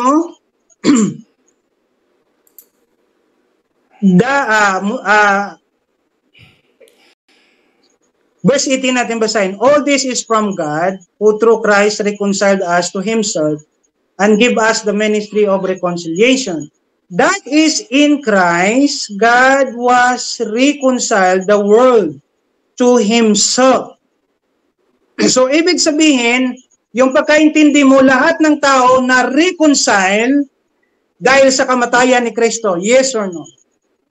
Hindi yan, intindi ko lang. Sinabi talaga ni Apostol Paul na kontra sa'yo kasi sa'yo, ang pagpagkasundo para lang sa mga apostol, apan kay St. Paul, for the whole world, pinakipagsundo ang sanglibutan sa'yo kasi sa mga apostol lang eh. John 17:9. Mali naman ang unawa mo doon. Sabi ni St. Paul, ang buong mundo ang pinakipagsundo. Sabi niya, kami ang pinakatiwalaan, hindi ikaw, kaya mas maniwala ako kay St. Paul, Pastor. Next question. So ano yung ibig sabihin ng reconciliation na sa Greek ay katalaso? Can you give the definition? Yes, dahil sa kasalanan, nahiwalay ang Diyos at ang relasyon ng tao at Diyos nahiwalay dahil sa kasalanan. Pero dahil sa kamatayan ni Panginoong Jesucristo, na pinagkasundo tayo, yun po ang ibig sabihin ng reconciliation. Mayroon na tayong access sa Diyos. So, yun po ang ibig sabihin yan. Kaya hindi lang sa mga apostol, but to all, according to St. Paul. Next question. Next question. So sinabi mo nang ibig sabihin ng reconciliation na hiwalay yung relasyon ng mga tao dahil sa kasalanan, dahil sa kamatayan, nagkaroon ng reconciliation. So ibig sabihin, yung lahat ng tao ay mayroong relationship sa Diyos. Yes or no? Before sinning. Mayroong relationship before sinning. But after sinning, nawala nga eh. Objection. Time stop. Objection. Yes nga yung sagot ko. Yes nga before sinning. Oh, wait lang, bro. Okay. Objection. Hindi ko narinig yung yes. Categorical yung sagot ko, bro Rasya, okay. na yung i-clarify ko yung tanong ha. Okay. Yung pagbigayan ng meaning ng reconciliation, una, yung tao ay nagiging enmity at nawala yung relationship of friendship. So dahil sa kamatayan ni Kristo, nagbalik yung relationship ng tao sa Diyos. So, ang tanong, lahat ng tao ay may relasyon ba sa Diyos? Yes or no? Yes nga ang sagot ko before... Proceed. Mr. Moderator. Okay. Ang sagot ko nga, categorically, yes, before sinning. Kasi in Isaiah 59 to, malinaw kasi dito, pinaghiwalay ng inyong mga kasamaan o kasalanan kayo at ang inyong Diyos at ang inyong mga kasalanan ang siyang nagpakubli sa kaniyang mukha, kaya hindi niya kayo makinig. Kaya dahil sa kasalanan, nawalay ang relasyon ng Diyos at ng tao at naibalik yon sa kamatayan natin Panginoong Kristo sa krus. Kaya ang sabi ni St. Paul, for all ang pakipag-reconcile, hindi sa mga alagad lang. Next question. Last 1 So minute. anong relationship na nambalik sa Diyos at sa tao? Nagiging relasyon ba na sila ay anak na ng Diyos at Diyos ay nagiging ama? Or sila ay nagiging sheep ng Diyos at yung Diyos ang kanilang shepherd? Yan ba ang ibig sabihin ng relationship na nambalik sa Diyos? Yes, The relationship according to John 1:12, yung mga mananampalataya, yung tinawag na anak, no, binigyang karapatan maging anak niya. So sa pananampalataya natin, doon tayo na-reconcile. Kasi nga, ayun ang purpose ng mediation niya eh. Panampalataya mo kay Kristo, na-connect tayo ngayon sa Diyos. Kaya nga, we need religion because religion means relationship. Next at doon question. natin yan matatagpuan. Next question. So ibig sabihin, lahat ng tao dahil sa kamatayan ni Kristo ay nagiging anak ng Diyos. Yes or no? Ang lahat ng tao nagiging anak ng no. Kasi Time. 7 minutes time. Okay. Pero So, hindi ba kailangan sagutin yung Hindi. Mr. Moderator? Okay na yan. 7 Okay na minutes yan. running time Sige. talaga yan. So dyan nagtatapos mga kapatid ang ating second cross. So dako tayo sa final conclusion. Mauuna dito si negative, mahuhuli si affirmative. So mga kapatid, final conclusion sa pagiging negatibo na ang limitado ang pagtubos at hindi para sa lahat ng tao. Brother Yesumar ng Catholic, 5 minutes, your time start now.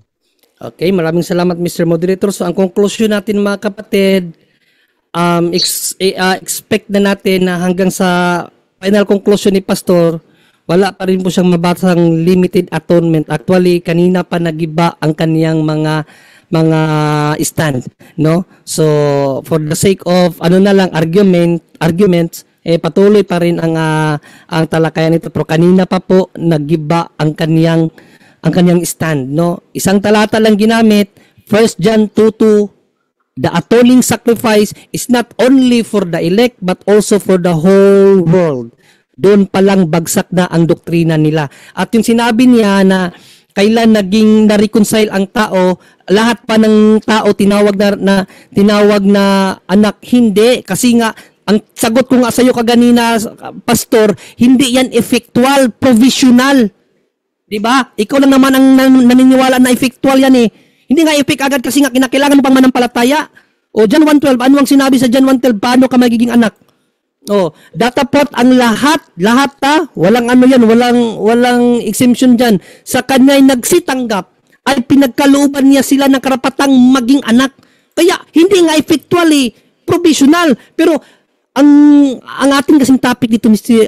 Pastor, yun bang limited atonement ba ang pagligtas na para lang sa mga alagad? Mali. Kanina ka pa kanina ka pa nalugmok sa putik. Sa mga pinapakita ko sa yung talata na hindi talaga mga ilik lang. Kahit balikan pa natin to ng 100 times ang 1 John 22 sa New International Version. Pastor, magbasa ka kasi ng ibang Biblia, puro lang kasi kayo King James. O sa New International Version, the atoning sacrifice for our sins, not only for ours, ibig sabihin sa elect, but also for the sins of the whole world. Yan, Pastor, hanapan mo ng paraan paano mo makontra yan. At kapag nakontra mo yan, ang kinontra mo ang salita ng Diyos. So, hindi ka sa Diyos. Yun ang sinabi ni St. John sa 2 John 1:9 na ang hindi sumusunod sa katuruan ni Kristo, kundi nagdaragdag pa dito ay hindi nagpapasakop sa Diyos. Hindi ka na nagpapasakop sa Diyos kung hindi mo paniniwalaan ang aral ni Apostol na Juan about atoning sacrifice. Ano yung aral ni Juan, atoning sacrifice? The atoning sacrifice for our sins, not only for ours, ibig sabihin sa mga elect, but for all the sins of the whole world. Kaya nga sabi ko sa iyo, Pastor, hindi talaga limited. Kasi kahit pa hindi mananampalataya, may kaligtasan yan. According sa law na ibinigay sa kanila ng Diyos, isinulat sa puso.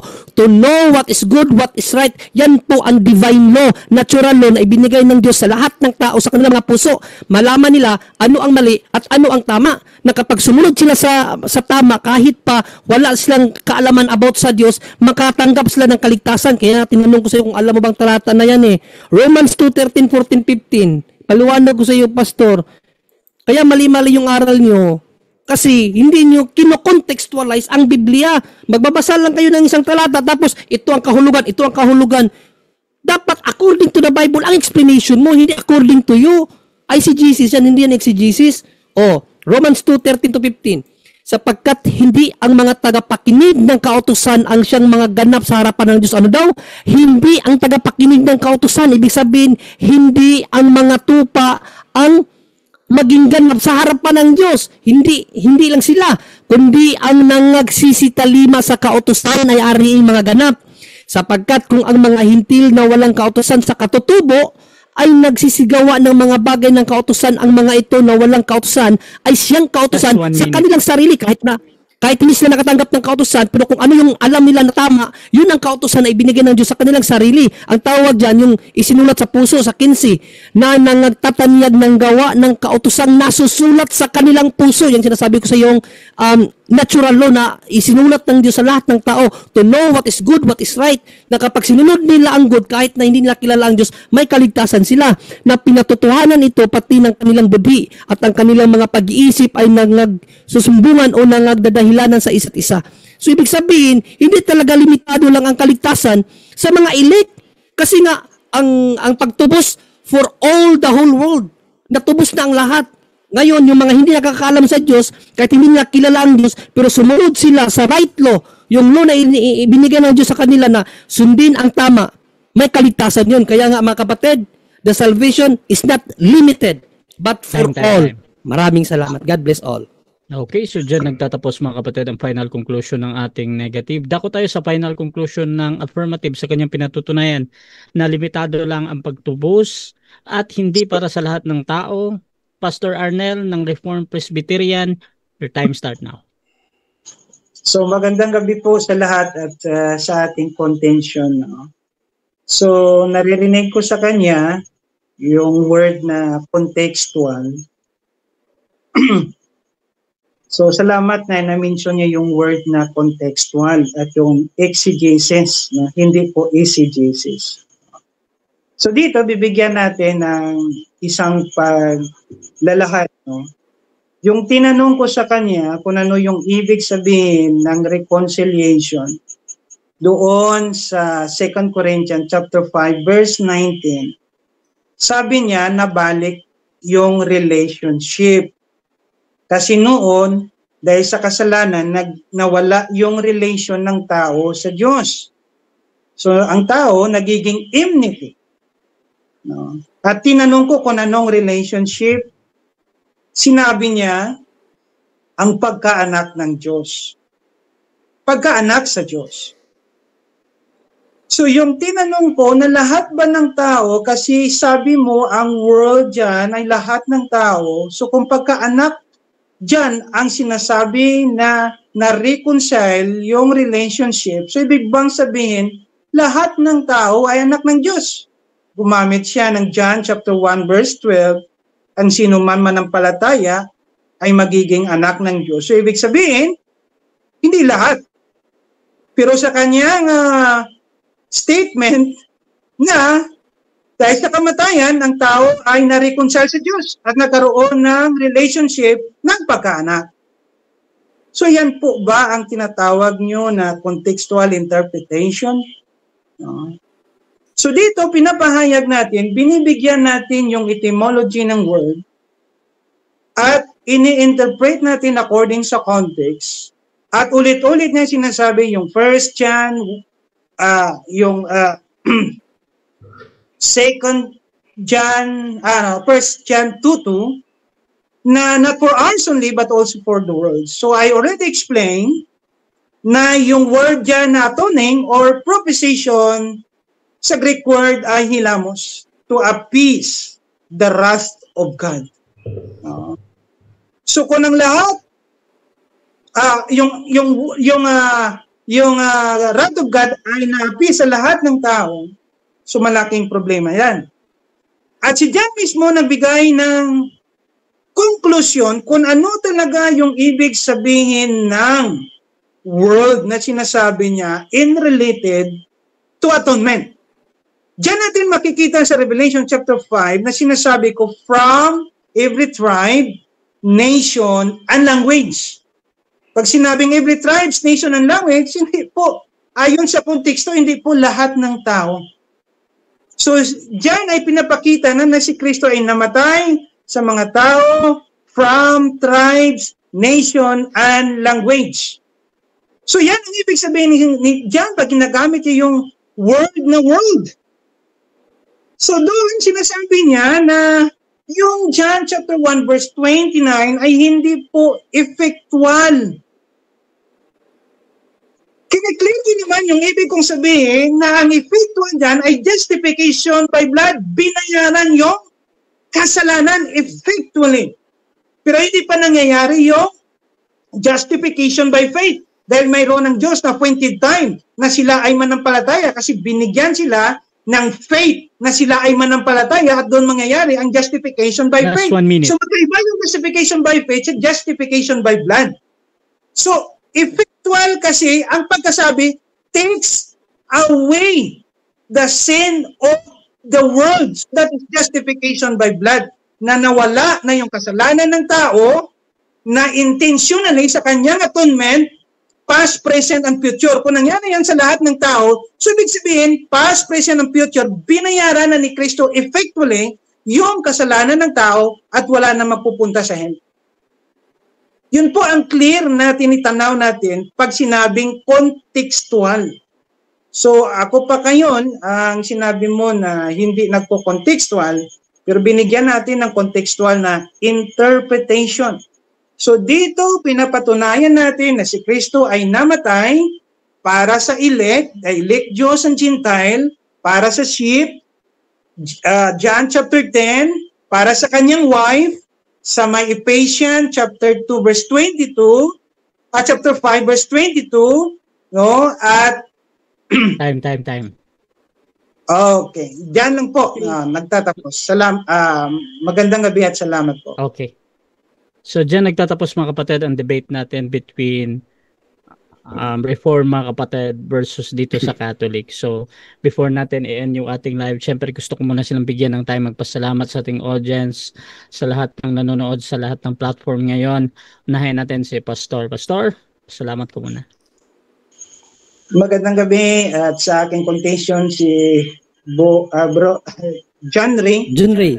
Yeah. Atin John Ray, no? John Ray. Opo, Pastor. At sa atin moderator na si Bro Russia at sa Panginoon sa maginoong debate ngayong gabi. No? Salamat kay Bro John Ray na walang ad hominem. No? Salamat bro sa professional na debate at healthy debate. Salamat po. Okay, syempre kay Brother John Ray din. Yes, maraming salamat Mr. Moderator. Siyempre una sa Panginoon na natuloy pa rin kahit na hindi na sana matutuloy kasi hindi pala nakahanda si pastor kasi akala niya hindi ako, no? So nahilot na ituloy na lang kasi maraming nang naabala. Kaya maraming salamat pastor sa oras, sa pagpahintulot na maituloy ito at isang karangalan po pastor na makaharap ka po. At sana maraming natutunan ang nakikinig sa atin, no? Nasa kanila naman ang hukumula sa atin at napaka-healthy po ng ating pong discussion. Sana naging fruitful para sa iba. Yun lang, maraming salamat and God bless po sa lahat. Okay, Russia TV, gusto din magpasalamat sa lahat ng sumusuporta at lahat ng naniniwala pa din sa atin mga kapatid. Kung gusto nyo sumali sa ganitong gawain, pwede kayo mag-PM sa akin or maghamon man sa mga debatista na nakikita nyo mga kapatid at pwede nyo akong gamitin as mediator sa inyong pag-uusap basta sumasang-ayon lang kayo sa lahat ng patakaran ng aking platform mga kapatid at lahat ng kondisyon ng mga debatista. So mga kapatid, please subscribe yung aming YouTube channel Rasha TV at yung aking Facebook. Paki-follow na lang ako. At yun, this is Alvin Rasha ng Rasha TV and we're out.